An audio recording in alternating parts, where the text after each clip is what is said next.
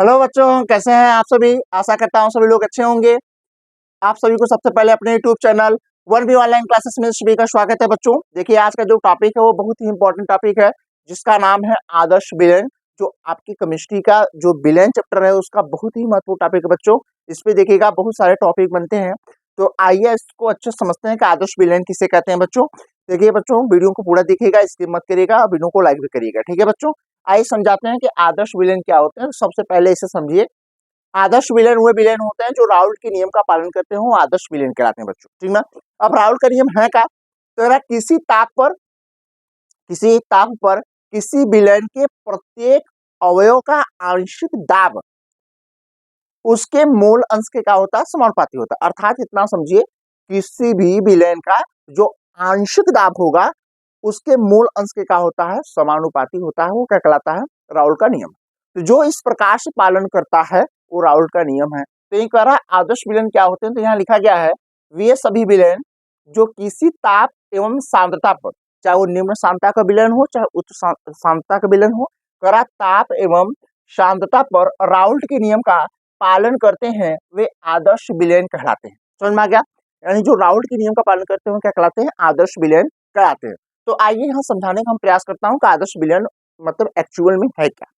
देखिए बच्चों, यहाँ आपको ग्राफ दिखाई दे रही होगी। यहाँ देखिए विलयन है, तो आपको पता होगा विलयन जो होते हैं दो घटकों से मिलकर बने होते हैं। विलयन जो होते हैं द्विअंगी होते हैं। द्विअंगी का मतलब होता है दो घटकों से मिलकर बने होते हैं। इसमें जो घटक होता है बच्चों, घटक जो होगा, घटक कह सकते हैं, अवयव कह सकते हैं, वो घटक एक विलय हो सकता है ना, एक विलय हो सकता है, और दूसरा क्या हो सकता है, विलायक। यानी विलय और विलायक से मिलकर ही क्या बनते हैं बच्चों, विलयन मिलते हैं।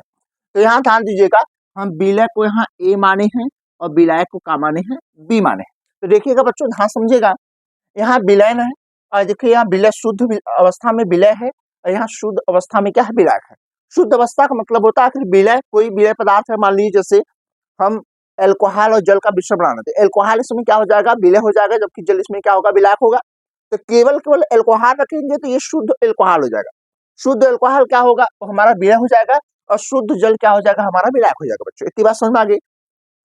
तो हम उसका विलयन बना रहे हैं, तो देखिएगा ये विलयन है, यहाँ हमका शुद्ध विलायक विलय है, यहाँ शुद्ध विलायक है।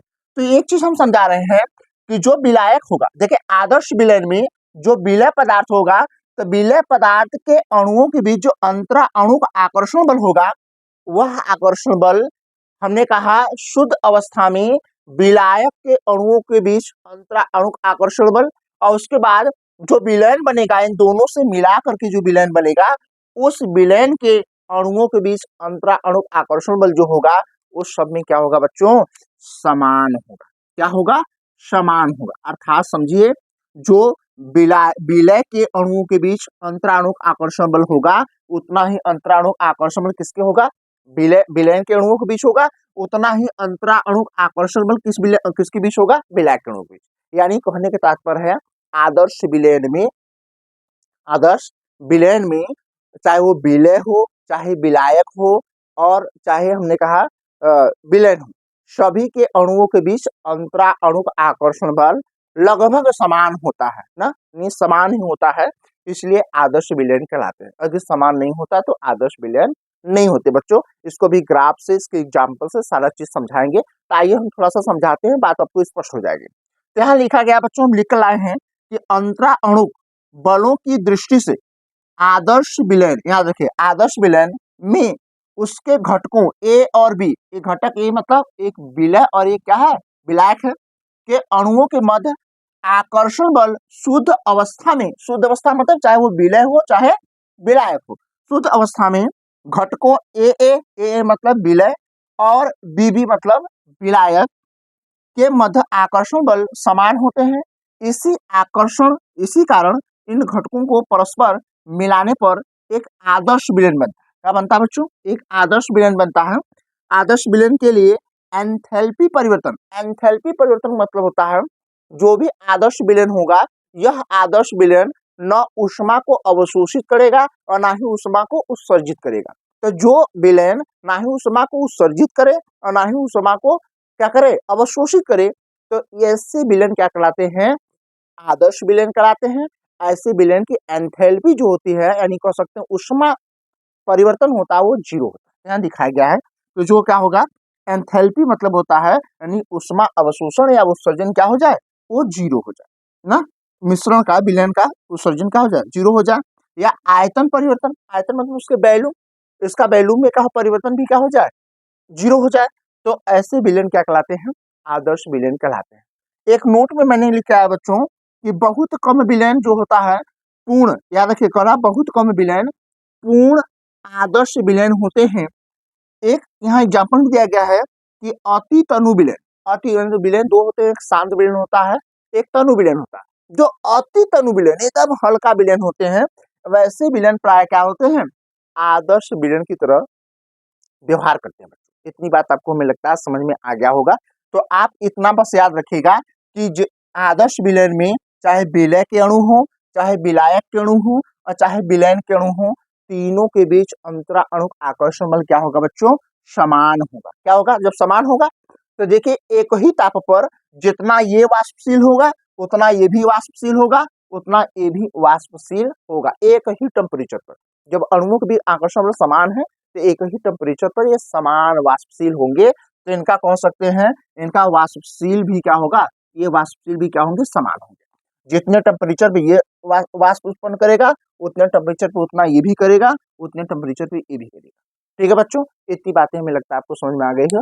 आइए हम ग्राफ के दृष्टिकोण से ग्राफ खींच के इसको अच्छे से समझाते हैं कि एक्चुअल में कैसा इसमें हो रहा है, आदर्श विलयन है, इसमें इसका ग्राफ कैसे प्राप्त हो रहा है।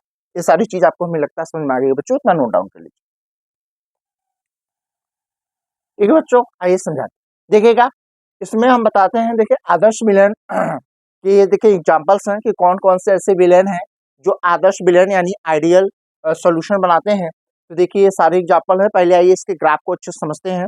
इसका ग्राफ समझना बहुत इंपॉर्टेंट है बच्चों। देखिएगा इसमें ग्राफ जो खींचा जाएगा वो ग्राफ मूल अंश काई और वाष्प पदार्थ के बीच से ग्राफ खींचा जाएगा। इस ग्राफ को अच्छे से समझिए और समझने के बाद इसको अच्छे से समझिए कि ये वास्तव में ग्राफ कैसे बनना है बच्चों। ठीक है, आइए उसको हम अच्छे से समझाते हैं आप लोगों को। देखिए इसमें जो है ग्राफ की बात करें बच्चों, देखिएगा इसमें सबसे पहले हमने कहा जो ए वाला होगा ये आपका है विलय पदार्थ का हम ग्राफ लेंगे ए वाला, और जो बी ग्राफ होगा वो विलायक, इसका होगा विलायक। तो देखिए बच्चों इसी को हम अच्छे से समझाते हैं आपको। तो देखिए जैसे मान लीजिए कि हमने मूल अंश यहाँ काई1 लिया, तो ये हमने कहा जीरो ले लिया। ये जो काई1 होगा ये हमने विलय पदार्थ का लिया है, और जो काई2 होगा वो किसका होगा, विलायक पदार्थ। ठीक है, तो हमने कहा जो मूल अंश हमने लिया काई1, ये काई1 किसका लिया, हमने कहा विलय पदार्थ का लिया, किसका लिया, विलय पदार्थ का लिया। तो इस पे लेंगे तो इस पॉइंट पे देखिएगा क्या होगा, इस पॉइंट पे इसका वाष्प पदार्थ क्या होगा, जीरो होगा। और यही हम काई1 यहाँ का लेंगे, एक मूल ले लें, तो यहाँ देखिएगा यहाँ कोई पदार्थ नहीं था तो इसका वाष्प पदार्थ नहीं बनेगा। जैसे एक मूल अंश लिए तो इसका वाष्प पदार्थ क्या होगा, कुछ ना कुछ हमने कहा बढ़ जाएगा, इसका वाष्प पदार्थ मान लो यहाँ तक पहुंच गया।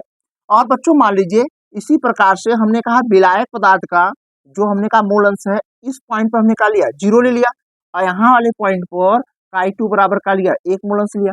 तो यहाँ देखिए विलायक है तो विलायक का वाष्प पदार्थ बढ़ जाएगा, तो कुछ हल्का से इससे बढ़ जाएगा, यहाँ पहुंच गया। और इन ग्राफ को यदि हम देखें बच्चों, यदि ग्राफ को हम खींचने का प्रयास करें तो आपको दिखाई दे रहा है, यहाँ से देखिए ग्राफ खींचते हैं हम, तो देखिए ऐसे हम ग्राफ खींचेंगे तो देखिए इसमें आपको यहाँ से, ठीक ना, ये ग्राफ ऐसे आपको दिखेगा। ठीक है, उसी प्रकार से ये ग्राफ आप ऐसे खींच सकते हैं बच्चों। ये ग्राफ देखिएगा इस पॉइंट पर से लेकर के इस पॉइंट पर आप ऐसे ग्राफ खींच लीजिए बच्चों। जब यहाँ ग्राफ खींचेंगे आप, ठीक है, ऐसे आप ग्राफ खींचेंगे इस तरीके से ग्राफ। इतनी बात समझ में आ गई।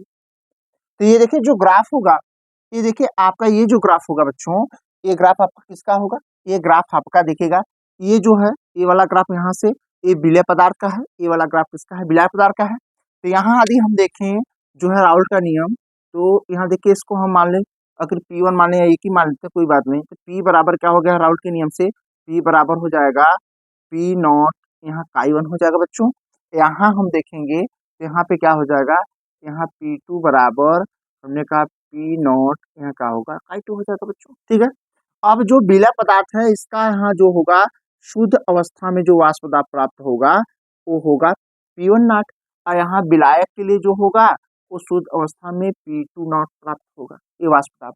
अब इनको यदि वाष्प दाबों को यहाँ पे बच्चों यदि हम मिला लें इस तरीके से, देखिएगा आदर्श विलयन है यानी इनका वाष्प दाब समान आना चाहिए था, लेकिन दुनिया में कोई भी विलयन आदर्श विलयन नहीं होता, इसलिए थोड़ा सा इनके ग्राफ में भी फ्लक्चुएशन आपको देखने को मिलेगा। ऐसे तो नियम के आधार पर ये ग्राफ समान होना चाहिए था बच्चों, लेकिन यहाँ समान नहीं होगा क्योंकि कोई भी विलयन पूर्ण रूप से आदर्श विलयन नहीं होता, इसलिए थोड़ा सा इनके दाब में जो होगा वाष्प दाब में थोड़ा फ्लक्चुएशन देखने को मिलेगा। तो यहाँ देखिएगा जो P बराबर क्या होगा, यहाँ P बराबर जो होगा ये P1 और प्लस P2, यानी इसके आंशिक वाष्प दाब और विलय पदार्थ का आंशिक वाष्प दाब और विलायक पदार्थ का आंशिक दाब का जो योग होगा वो पूरा टोटल दाब क्या होगा, P होगा।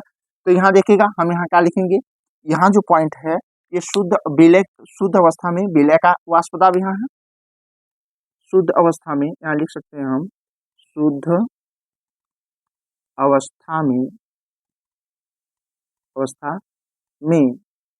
विलय पदार्थ का वाष्प दाब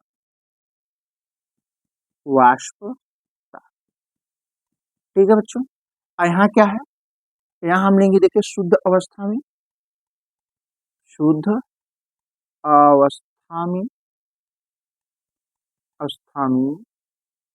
विलायक